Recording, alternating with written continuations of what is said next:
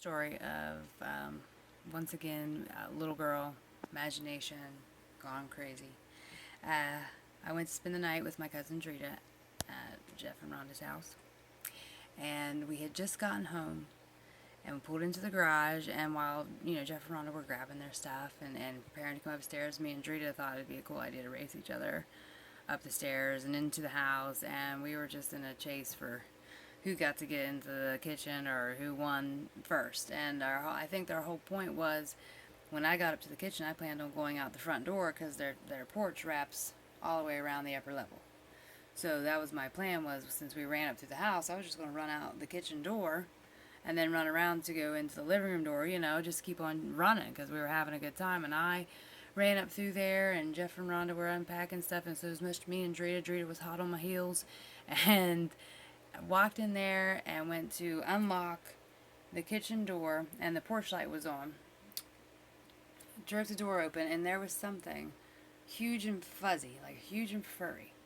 Just like it looked like it was standing here on the door with like its arms stretched out like this, just hanging on there. And to me, being a little kid, it seemed huge. Like, I'm thinking first thing in my head is probably like werewolf, monster, something huge and hairy. So I screamed really super loud, and here they come, and I'm trying to tell them the story. Of course, by the time that I got them back into the kitchen, it was gone, whatever it was. So it was just me that got to see it. And it could have been anything. It could have been something hanging there for it could have been a raccoon, like stuck up on the screen, trying to break into the house. I don't know, I don't, to me, it was just an outline of something dark and hairy. And to me, as a kid, that was scary.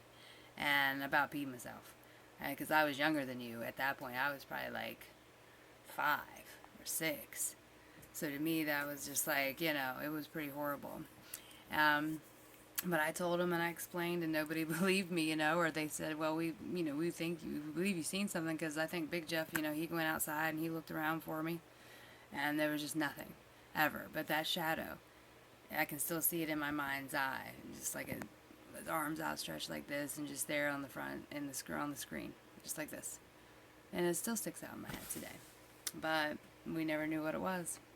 So, but yeah, it was pretty scary.